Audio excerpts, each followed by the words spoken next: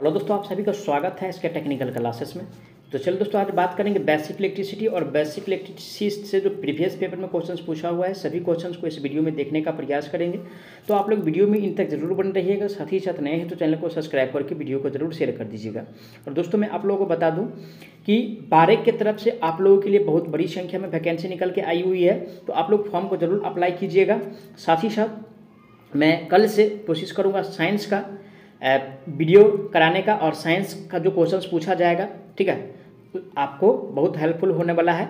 तो आप लोग वीडियो की जरूर देखिएगा, क्योंकि साइंस का और मैथ का वेटेज लगभग जो है यानी कि 80% है, और 20%, 80 नहीं 90% समझिए, मात्र 10% है जो जीएस का है। क्योंकि 50 नंबर यानी कि 50 को क्वेश्चन जो पूछा जाएगा तो 20 नंबर साइंस का रहेगा और 20 नंबर का जो है यानी कि मैथ रहेगा, और 10 नंबर का जो है ओनली फॉर जीएस या करंट रहेगा, ठीक है।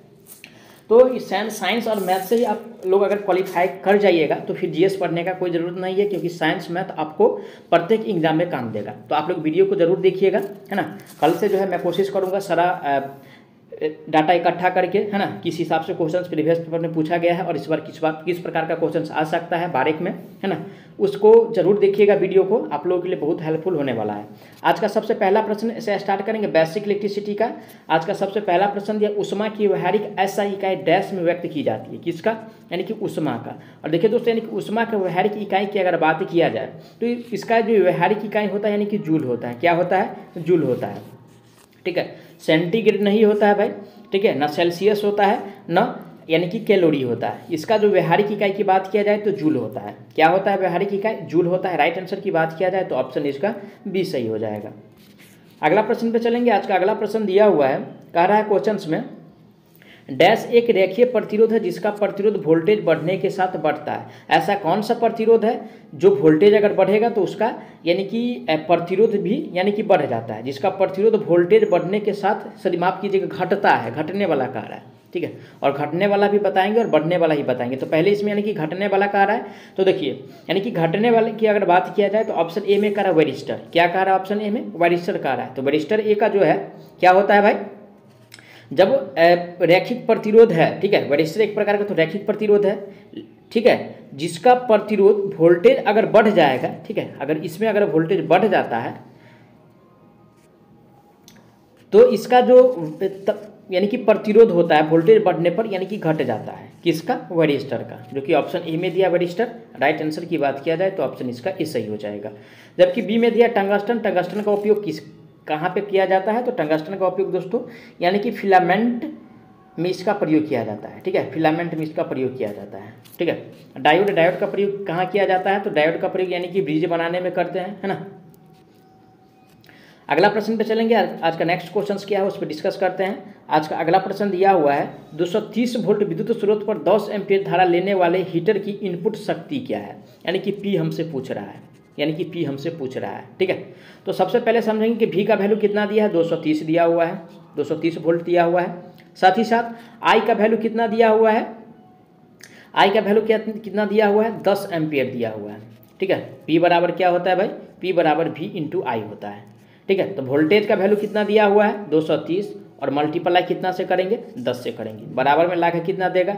यानी कि 2300। और 2300 जो होगा दोस्तों यानी कि वाट होगा, ठीक है, क्योंकि पावर का यूनिट जो होता है यानी कि पी को यानी कि शक्ति का जो यूनिट होता है यानी कि वाट होता है, ठीक है ना। तो राइट आंसर जो दिया हुआ है ऑप्शन किस में दिया है? 2300 वाट। ऑप्शन सी में दिया हुआ है 2300 वाट। करेक्ट आंसर की बात किया जाए तो ऑप्शन इसका सी सही हो जाएगा। अगला प्रश्न पे चलेंगे। आज का अगला प्रश्न दिया हुआ है, 2 और 3 ओम और 6 ओम वाले 3 प्रतिरोधों को समानांतर क्रम में जोड़ा गया है, संयोजन का कुल प्रतिरोध कितना होगा? कितना का क्या कह रहा है? 2, 3 और 6 ओम के प्रतिरोध को जो है समानांतर क्रम में जोड़ा गया है, तो कुल प्रतिरोध हमसे पूछ रहा है, ठीक है। तो देखिए भाई, कुल प्रतिरोध ज्ञात करने के लिए सबसे पहले क्या करेंगे? आर इक्वल बराबर क्या होता है? R1 plus R plus R plus R हो जाएगा, ठीक है। क्या हो जाएगा? आर इक्वल बराबर 1/r इक्वल बराबर, क्योंकि समानांतर में पूछ रहा है, 1/2 प्लस 1/3 और प्लस में क्या हो जाएगा? 1/6। 3 2 6 का लघुत्तम कितना होगा भाई? 6 हो जाएगा, ठीक है। कितना हो जाएगा? 6 हो जाएगा।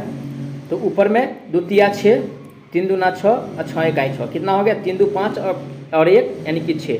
तो बराबर में 6/6 बराबर में 1, कट के कितना आएगा 1 आएगा, ठीक है। तो आर इक्वल का वैल्यू कितना हो जाएगा, आर इक्वल बराबर 1 हो जाएगा। ऑप्शन किस में दिया हुआ है 1 ओम, तो ऑप्शन ए में दिया हुआ है 1 ओम, क्योंकि प्रतिरोध का जो यूनिट होता है ओम होता है। राइट आंसर की बात किया जाए तो ऑप्शन इसका ए सही हो जाए, क्योंकि ए में दिया हुआ है 1 ओम। अगला प्रश्न पे चलेंगे। आज का अगला प्रश्न दिया हुआ है, कह रहा क्वेश्चन में इलेक्ट्रोमोटिव बल की SI इकाई क्या है, किसका, इलेक्ट्रोमोटिव बल का, इलेक्ट्रोमोटिव बल का SI इकाई क्या है, ठीक है। तो देखिए दोस्तों, इलेक्ट्रोमोटिव बल का SI इकाई की अगर बात किया जाए तो इसका एक का SI इकाई यानी कि वोल्ट होता है। क्या होता है, यानी कि वोल्ट होता है। इलेक्ट्रोमोटिव बल का SI इकाई वोल्ट होता है। ए में कह रहा एम्पियर, तो ये धारा का यूनिट है भाई, ठीक है। ये फ्लक्स का है, ठीक है। और न्यूटन जो होता है किसका होता है, न्यूटन किसका यूनिट होता है भाई, आप लोग कमेंट करके ज़रूर बताइएगा। और वोल्ट जो होता है इलेक्ट्रोमोटिव बल का होता है, ठीक है। अगला प्रश्न पे चलेंगे। आज का अगला प्रश्न दिया हुआ है, प्रकाश का रंग निर्भर करता है कौन सा, यानी कि प्रकाश का रंग किस पे निर्भर करता है भाई। ए में कह रहा प्रकाश की गति पे, बी में कह रहा तरंग दैर्ध्य पे, और सी में कह रहा आवृत्ति पे। तो देखिए दोस्तों, यानी कि प्रकाश का रंग जो डिपेंड करता है ना, ये मेनली रूप से आवृत्ति पे डिपेंड नहीं करता है, प्रकाश का गति पे डिपेंड करता है, साथ ही साथ तरंग दैर्ध्य पे डिपेंड करता है। तो ऐसा ऑप्शन जो दिया हुआ है डी में दिया है, ए और बी दोनों। तो करेक्ट आंसर की बात किया जाए तो ऑप्शन इसका डी सही हो जाएगा, ठीक है ना। अगला प्रश्न दिया, शक्ति की SI इकाई क्या है, किसका पूछ रहा है दोस्तों, यानी कि शक्ति का पूछ रहा है ना। शक्ति का SI इकाई बताना है। ए में दिया है कुलम, तो कुलम तो शक्ति का यूनिट नहीं है भाई, न जूल है न अश्व शक्ति है, ठीक है। शक्ति का इकाई यानी कि किलोवाट होता है। क्या होता है, किलोवाट होता है, जो कि ऑप्शन बी में दिया हुआ है किलोवाट। राइट आंसर की बात किया जाए तो ऑप्शन इसका बी सही हो जाएगा, ठीक है ना। अगला प्रश्न पे चलेंगे। आज का अगला प्रश्न दिया हुआ है, आप देख सकते हैं, एक श्रृंखला लैंप परिपथ में प्रत्येक बल्ब 2 वोल्ट के लिए निर्धारित है। 55 वोल्ट AC लाइन पर चलने के लिए श्रृंखला में बल्ब की संख्या क्या होगा। देखिए भाई, सीधा सी क्वेश्चन से, जब श्रृंखला की अगर बात कर रहा है तो 110 और भाग में यानी भागा 2 से दे दीजिए, बराबर में 55 ला के दे देगा। यही क्या होगा, यानी कि सीरीज में बल्बों की संख्या होगी। 55 ऑप्शन किस में दिया हुआ है, ए में का है 50, तो 50 कैलकुलेशन के बाद नहीं आया है, न 70 आया है न 60 आया है। ये जो आया है दोस्तों यानी कि 55 आया है, जो कि ऑप्शन डी में दिया है 55। करेक्ट आंसर की बात किया जाए तो ऑप्शन इसका डी सही हो जाएगा। अगला प्रश्न पे चलेंगे। आज का नेक्स्ट क्वेश्चन जो दिया हुआ है, कह रहा है क्वेश्चन में, एक 10 ओम के प्रतिरोध और एक 100 वोल्ट DC स्रोत से जोड़ा गया है, इस परिपथ में प्रवाहित होने वाली धारा क्या होगा, है ना। आई हमसे पूछ रहा है, तो अब सबसे पहले समझेंगे, यानी कि इसका जो फॉर्मूला होता है, आई बराबर जो होता है दोस्तों, यानी कि V/R होता है। तो ठीक है, वोल्टेज का वैल्यू कितना दिया हुआ है, 100 दिया हुआ है, और आर का वैल्यू कितना दिया हुआ है, 10 दिया हुआ है। 1 0 से 1 0 कैंसिल, बराबर में जो बच रहा है भाई, यानी कि 10 बच रहा है। और 10 जो होगा एम्पियर होगा, क्योंकि करंट का जो यूनिट होता है एम्पियर होता है। ऑप्शन किस में दिया है, 10 एम्पियर। ऑप्शन सी में दिया है 10 एम्पियर। राइट आंसर की बात किया जाए तो ऑप्शन इसका सी सही हो जाएगा। अगला प्रश्न पे चलेंगे। आज का अगला प्रश्न दिया हुआ है, 10 एम्पियर की धारा को 10 ओम के प्रतिरोध से प्रवाहित किया जाता है, तो उत्पन्न ऊष्मा क्या होगा। ठीक है, H बराबर क्या होता है दोस्तों, H बराबर जो फॉर्मूला होता है I² RTJ होता है। क्या होता है, I² RT होता है। ठीक है ना। तो सबसे पहले I का वैल्यू कितना दिया है 10, तो 10 का स्क्वायर कितना हो जाएगा 100, और गुना में फिर क्या करेंगे, R का वैल्यू कितना दिया हुआ है 10 दिया हुआ है, तो 10 से फिर मल्टीप्लाई कर देंगे तो कितना ला के देगा, यानी कि 1 पर कितना जीरो हो गया, 3 गो जीरो, और 3 गो जीरो का मतलब क्या हुआ भाई, 3 गो जीरो का मतलब 1000। ऑप्शन किस में दिया हुआ है 1000 वाट। तो ऐसा जो दिया हुआ है 1000 वाट जो दिया हुआ है, ऑप्शन ए में कह रहा है 10 वाट, तो 10 वाट तो कैलकुलेशन के बाद नहीं आया है, न 10,000 वाट आया है न 100 वाट आया। ये जो आया है दोस्तों यानी कि 1000 वाट आया है, जो कि ऑप्शन डी में दिया है। करेक्ट आंसर ऑप्शन इसका डी सही हो जाएगा। अगला प्रश्न पे चलेंगे। आज का अगला प्रश्न दिया हुआ है, ओम का नियम निर्दिष्ट करता है। ठीक है, ओम का नियम क्या निर्दिष्ट करता है भाई, यानी कि ओम का नियम के अनुसार जो फॉर्मूला है क्या क्या बताता है। तो सबसे पहले समझेंगे कि आर बराबर जो बताता है भाई V/I बताता है। क्या बताता है, R बराबर V/I, या V/I बराबर R समझिए। ऑप्शन देखिए किस में दिया हुआ है, तो I बराबर दोस्तों V/I बराबर R स्थिरांक होता है। ठीक है ना, क्या होता है, स्थिरांक होता है। तो I बराबर क्या हो जाएगा, ठीक है, अगर I बराबर अगर निकालेंगे तो I बराबर V/R हो जाएगा, है ना, क्योंकि इसका परिवर्तन हो जाएगा इस दोनों का स्थान। तो ऑप्शन पढ़ेंगे R बराबर यानी कि IV दिया हुआ है, तो दोस्तों ये नहीं होता है। ठीक है ना, V बराबर IR होता है, ठीक है, लेकिन आर बराबर आई भी नहीं होता है, ठीक है ना। वी बराबर आर बटा आई, ये भी गलत दिया हुआ है। आई बराबर वी आर, ये भी गलत दिया हुआ है। एक ही ऑप्शन जो दिया सही है, ऑप्शन डी में दिया है, करेक्ट आंसर ऑप्शन इसका डी सही हो जाएगा, ठीक है ना। चलिए अगला प्रश्न पे चलते हैं। आज का अगला प्रश्न दिया हुआ है, जब प्रतिरोधों को श्रेणी में संयोजित किया जाता है तो प्रत्येक प्रतिरोध से प्रवाहित होने वाला धारा होती है। जब भाई श्रेणी में इसको संयोजित करेंगे तो प्रत्येक परिपथ में से जो धारा प्रवाहित होगा, है ना, ये अचर होगा। किस प्रकार का होगा? अचर होगा। ऑप्शन किस में दिया है? अचर। ऑप्शन बी में दिया है अचर। राइट आंसर की बात किया जाए तो ऑप्शन इसका बी सही हो जाएगा। अगला प्रश्न पे चलेंगे। आज का अगला प्रश्न दिया हुआ है, कांच में प्रतिरोध का डैश ताप गुणांक होता है। किसमें? यानी कि कांच में, है ना। और कांच में दोस्तों यानी कि प्रतिरोध का जो ताप गुणांक होता है मेनली रूप से ऋणात्मक होता है। क्या होता है? ऋणात्मक होता है। ऑप्शन किस में दिया है? ऋणात्मक। ऑप्शन ए में कह रहा है धनात्मक, तो धनात्मक नहीं होता है, ना शून्य होता है। ये जो होता है दोस्तों यानी कि ऋणात्मक होता है, जो कि ऑप्शन सी में दिया हुआ है। करेक्ट आंसर की बात किया जाए ऑप्शन इसका सी सही हो जाएगा। अगला प्रश्न पे चलेंगे। आज का अगला प्रश्न दिया हुआ है, 1 सेकंड के लिए प्रवाहित 1 एम्पीयर धारा को एक डैश कहा जाता है। तो देखिए दोस्तों, 1 सेकंड के लिए प्रवाहित 1 एम्पीयर धारा को, 1 सेकंड के लिए 1 एम्पीयर धारा जो प्रवाहित होगा तो दोस्तों यानी कि इसको क्या कहा जाता है? ठीक है, तो 1 सेकंड के लिए 1 एम्पीयर धारा जो प्रवाहित होगा तो इसको जो कहते हैं दोस्तों यानी कि कूलम्ब कहते हैं। क्या कहते हैं? कूलम्ब कहते हैं। ऑप्शन किस में दिया है? ए में कह रहा ओम, तो ओम नहीं कहते हैं भाई, ना एम्पियर कहा जाता है, ना वोल्ट कहा जाता है, इसको यानी कि कूलम्ब कहा जाता है, जो कि ऑप्शन बी में दिया है कूलम्ब। करेक्ट आंसर की बात किया जाए तो ऑप्शन इसका बी सही हो जाएगा। आगे बढ़ेंगे नेक्स्ट क्वेश्चन पे। आज का अगला प्रश्न दिया है, ओम के नियम के अनुसार परिपथ धारा डैश के व्यतक्रमानुपाती होता है। ठीक है, ओम के नियम के अनुसार कहा रहा है।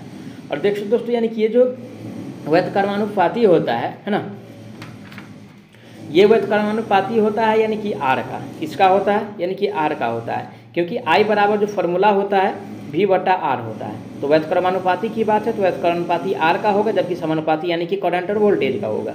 ऑप्शन किस में दिया है? प्रतिरोध। ऑप्शन बी में दिया है प्रतिरोध, क्योंकि आर बराबर आर को क्या कहेंगे? प्रतिरोध कहते हैं। राइट आंसर जो होगा ऑप्शन इसका बी सही हो जाएगा। आगे बढ़ेंगे नेक्स्ट क्वेश्चन पे। आज का अगला प्रश्न दिया हुआ है, ताप उपकरण में विद्युत धारा के डैश प्रभाव पर आधारित है, यानी कि ताप उपकरण।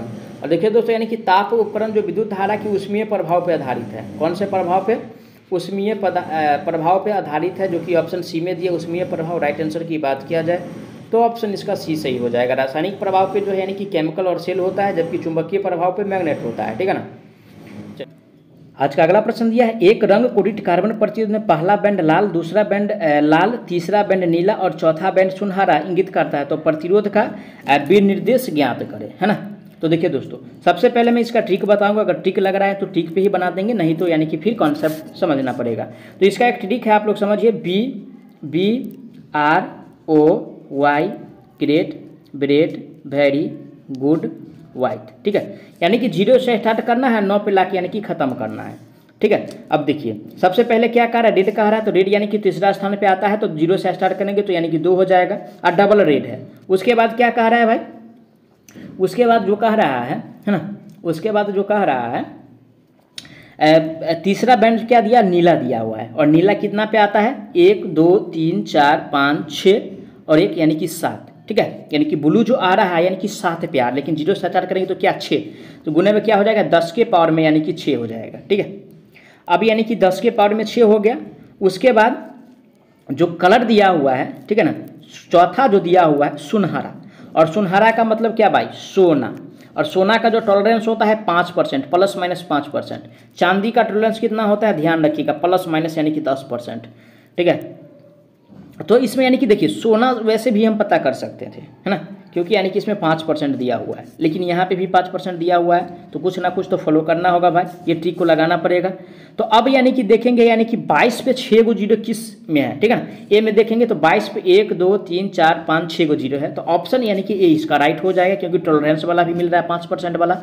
ठीक है, 10% वाला तो होगा नहीं, क्योंकि ये चांदी का होता है टॉलरेंस। तो 10%, 2 ऑप्शन तो पहले ही छट चुका है, बचा 2 ऑप्शन। 10 में से 2 में से एक चूज करना है, जो ऑप्शन राइट होगा उसको चूज करके टिक करना है, 1 नंबर पक्का है एग्जाम में। राइट आंसर जो होगा दोस्तों ऑप्शन इसका ए सही हो जाएगा। ठीक है, अगला प्रश्न पे चलेंगे। आज का अगला प्रश्न दिया हुआ है, कह रहा क्वेश्चन में किसी वृत्ताकार छिद्र को परिष्कृत करने के लिए किस उपकरण का उपयोग किया जाता है। और दोस्तों यानी कि वृत्ताकार का कह रहा है, किसका, यानी कि वृत्ताकार का कह रहा है। और दोस्तों वृत्ताकार को परिष्कृत करने के लिए यानी कि अर्धगोलाकार रेती का प्रयोग करेंगे, ठीक है ना। अर्धगोलाकार रेती जो दिया हुआ है ऑप्शन सी में दिया है, करेक्ट आंसर जो होगा दोस्तों ऑप्शन इसका सी सही हो जाएगा।